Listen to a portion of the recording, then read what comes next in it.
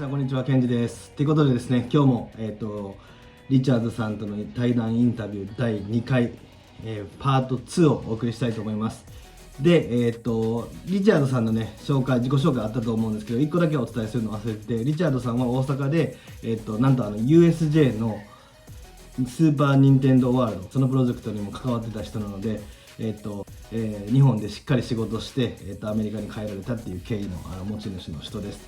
前回はそのリチャードさんがどうやってフィットネスに出会った、アメリカ人がどうやってフィットネスに出会って、そのフィットネスの距離感、あとクロスフィットのことをね、少しお話ししていただいたと思うんですけども、今回もですね、引き続き、リチャードさんから、アメリカならではとか、日米のタイトルにもある通り、日米のフィットネスの文化の差みたいなところをちょっとお話しいただきますんで、ぜひ、ご覧ください。じゃあパート2ですね。今回はパート2です。ぜひご覧ください。どうぞ。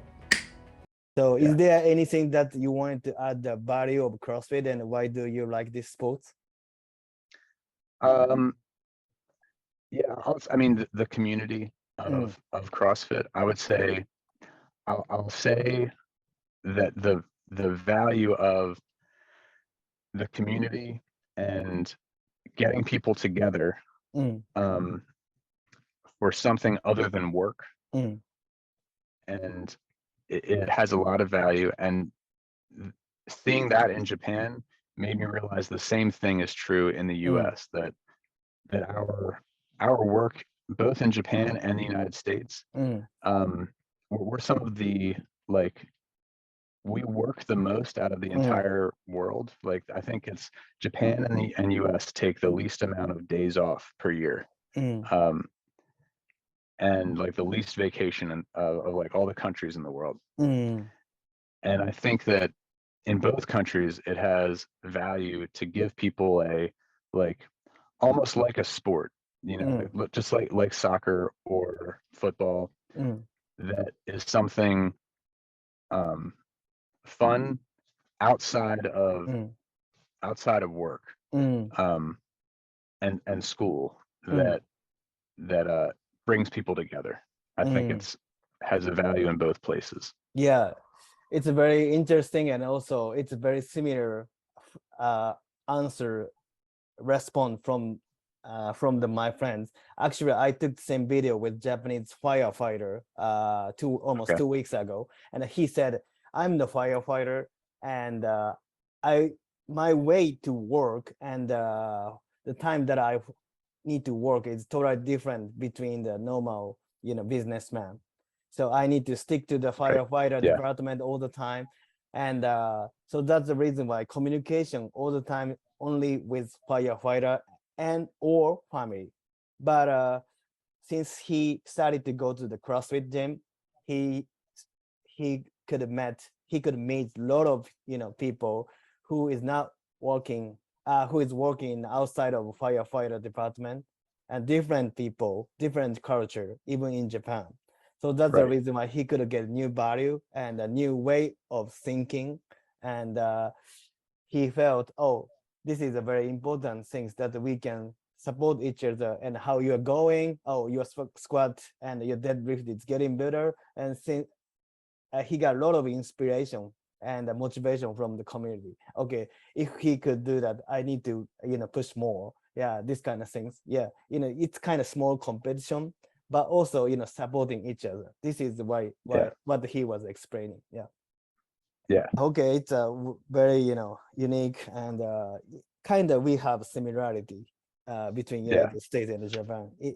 That's created by CrossFit. Okay, question 4. This is super unique and interesting for us. What is the difference culture, and okay, more simply, what is the difference in fitness culture between United States and Japan? Okay.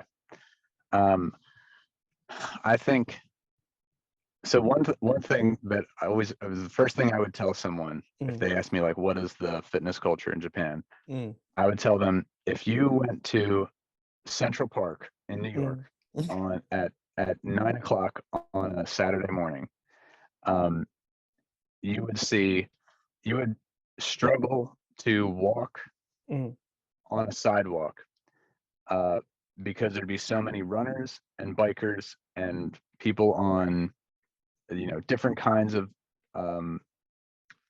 cycles, and you'd see people doing yoga in the park and people playing frisbee in the park, like in a competition. And if you go to, like, I had this experience like at one of the biggest parks in Tokyo. Yoyogi, I guess. Yeah, so it was the one near the palace. And there were a few runners, like near so the main palace, like where the emperor lives. Okay, There okay. was I can tell. Okay. That's called Kokyo, and exactly Okay. emperor is. Yeah. So there's like a few runners, but that's it. And like no one's really out there.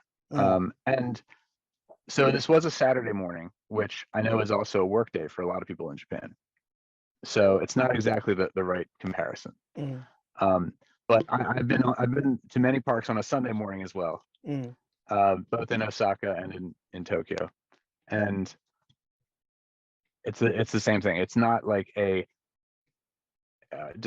like a competition for all the roads to see how many people can run and bike and practice fitness in a public space when they're off of work. And so, and even in the mornings on weekdays, you see people like walking, but mostly like older people. But in the US, all like parks and public places are filled with people training for events, and there's just a lot bigger culture dedicated to this idea of fitness, which is a longer story, but I'll say that those are the two major things. So that's, I would say, the general health of the Japanese person is naturally better, and so they don't need to focus on additional training to prevent disease. Right. And I'll say that in the US, there's both a pressure to look a certain way, like appearance fitness, and then there's a pressure to avoid disease because we have a less healthy lifestyle. We don't move as much. We don't walk. We eat much worse food than the average Japanese person, and a lot more food than the average Japanese person. Yeah, that's totally makes sense. And insurance system and for the clinic hospital itself is very different, and you guys really need to pay more than Japanese people. Yes. And culture itself, like you guys have a prevention society, and culture wise you guys have a mindset, okay, we need to protect our health by myself, that kind of stuff. Yeah, exactly. Yeah.